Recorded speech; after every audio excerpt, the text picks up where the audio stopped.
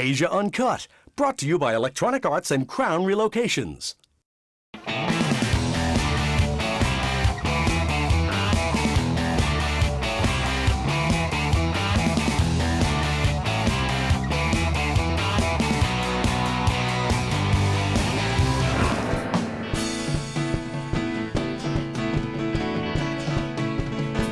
And now, from the people who blocked the outflow pipe of television history, this is Asia Uncut. Tonight we have Royston Tan, Lucky Diamond Rich, Giles Peterson, Low Intensity, George Duke, Joe So, and the Singapore Flyer.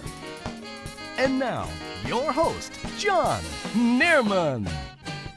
Hey, welcome to Asia Uncut. My name's Jon Niermann. This week we're flying completely manually, 160 meters above Singapore on the Singapore Flyer. At 5 a.m. this morning, we kidnapped our Mexican crew, we catheterized them, and we forced them into quarantine in this beautiful little capsule of ours. So there are no toilet breaks on tonight's show, which is particularly painful for me. And the cameraman have parachutes, and I've got some climbing gear, so we're safe. Don't worry about us. While we ride down to pick up our first guest, please say hello to the diuretic Howl at the Moon Band.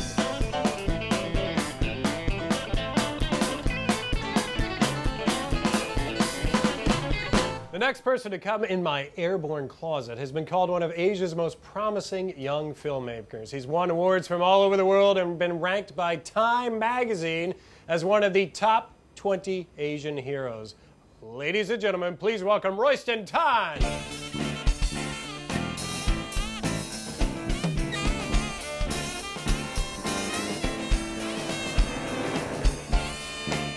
Woo! How you doing, Royston? Good to see you. It's a long walk in the capsule, isn't it? Yeah. So let's talk about your career. You've been credited with bringing Singapore film back from the brink of extinction. Why couldn't you just let it die a peaceful death? I love cinema, and because I think there's around me there's many issues that cannot be resolved. So I hope that my film can be like a little mirror to reflect issues that maybe can be improved through my films. Yeah. But you do documentary filmmaking. You do dramas, musicals. Yeah. So different range of films I do. Yeah. Do you have a favorite? Documentary would be the least of my favorite, I think. Because I think that there's a lot of social responsibility, and every time I finish doing a documentary, I need about a few months to recover. Yeah, really, because I did a documentary on AIDS patient, and after that you see the struggle and the pain of the patients, and you know you need a long time to recover. But it is a very powerful tool. Yeah. British filmmaker Jon Ronson once described a documentary as kind of like being mugged. This kind of level of mistrust and everything going through. Do you feel that way? Sometimes I do. Yeah. Because every time you try to capture a subject, you document them. And as much as you try to preserve, you also destroy at the same time. So, yeah, it's not a really good feeling for me. No? You feel a little like you're being mugged right now, stuck in a capsule with us on this TV show? Yeah, I have no choice. I need to You jump really down. can't get out, can you? Yeah, I guess. We got little parachutes or climbing equipment going on. We had Eric Koo. He was around, and I saw that he described 881 as kind of like an extended MTV video without a lot of story. Is that fair? That's not very nice. But Did you bitch slap him for that one? No, but he's my executive producer. Oh. I take it as a compliment, actually. That's what I was going to say. I think he meant it as a compliment. Because if it's an extended music video and doesn't make with not much of a storyline, but yet you can make 3.5 million in Singapore, being the second highest local film in the history of Singapore, I'm very happy. You got to feel good about that one. Yeah. Well done. But now you're very accomplished. You've won over 60 awards. Is there one that you're the most proud of as a filmmaker? I always want to win a Best Director award in the Singapore International Film Festival because I think when I first started, I've won Best Picture, Best Special Jury Award, Special Achievement, but I've never won a Best Director award in Singapore. So this time, I won the Best Director award. I was very happy. Extremely happy, yeah. For 12 Lotus. For 12 Lotus, yeah. Tell us about 12 Lotus. It's loosely based on the biography of the lead actress Liu Ling, using the song 12 Lotus, telling 12 chapters of her life. Yeah. So it's a musical film. Yeah. A little bit more art house though. Yeah. That's good. So you are rolling. You just got the award you've wanted. You're feeling good about it. Yeah. So tell us about what is coming next. The next project I'll be doing will be a musical, a stage musical about this Abing character. Do you know what is Abing? If I say yes, will it make me sound smart? Yeah. Okay, yes. Okay. Abing is one of my favorite fruits. No, Abing is a term that we describe something like a gangsters or not very good in speaking English, yeah. That Abing. Yes, yeah, good acting, yeah, not bad. I should cast you for my next film. Yeah. Can you? Yeah. I want to go through a little audition process. This is there's no casting couch involved though, by the way. Okay. Yeah, I mean, I can think about it depending on the size of the role. You are a good-looking man after all. Oh, thank you, thank you. There may be people here watching that aren't familiar with your work. You've been credited with a very distinctive narrative style. What does that mean exactly from what you hear? Distinctive narrative style. I think my film is a bit different because I use a lot of localized music, music from the Getai, and also I touches on topics which are really exposed in the Singapore cinema, like gangsters, like censorship, and most recent, which is a Getai, the 7-month celebration. Yeah. And that's it. So censorship, you mentioned it.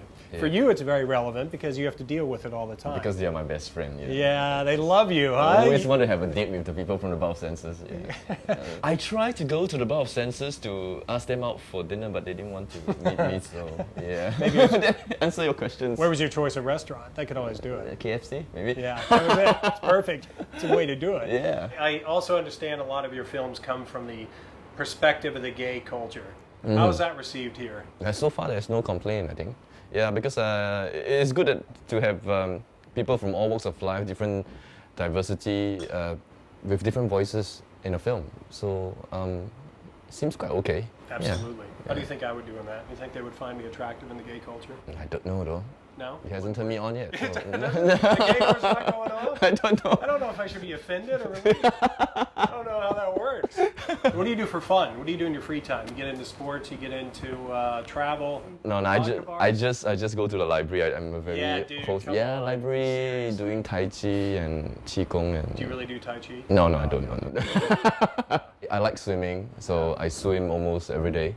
And apart from that, I'm quite lazy actually, so I just stay at home and sleep. And no, there's no serious partner in the life? Not really. Yeah, Not still looking for sale. Okay. 1-year warranty. Anybody want? One of Time Magazine's top 20 right here. For sale. Yeah, you do that. This isn't free. You don't get any of this action for free.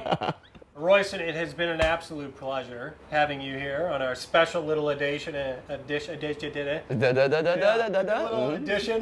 Uncut. Yeah. And you know, to show our appreciation, we got a little award for you. Number 70, I think it is. Wow. Thank you, Gary. That it is the Asia Uncut You Are Really Promising award. Thank you. And I want to just, if we could take... Thank you so much for this award. I believe that beauty can save the world, and yeah, world peace. Thank you. Excellent. Can I wear this on the way out? Or like you got to just run it through the like this. All right, and also because we are on the flyer, you might need this just in case we get stuck. Just kind of find it. Comes with this? Surely, yeah. Okay. You're gonna find a way down here. You're gonna need that too. Thank you. You're gonna find a way down from this. I hope you know a way out of here because actually, I don't think we moved in about 3 hours. I'm good with bondage, so no worries. That's all right. You got some extra condoms tucked. Thanks a lot, guys. Thank you. Appreciate it. See you then. Hey. Stay tuned for more Asia Uncut after this.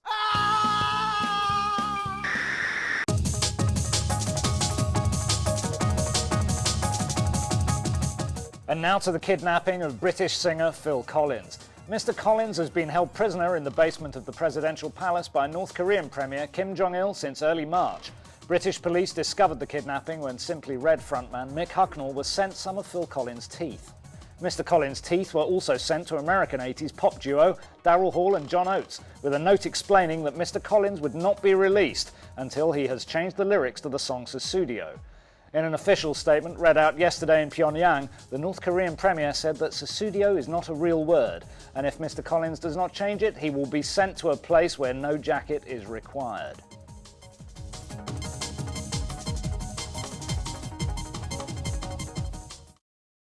Asia Uncut, brought to you by Electronic Arts and Crown Relocations.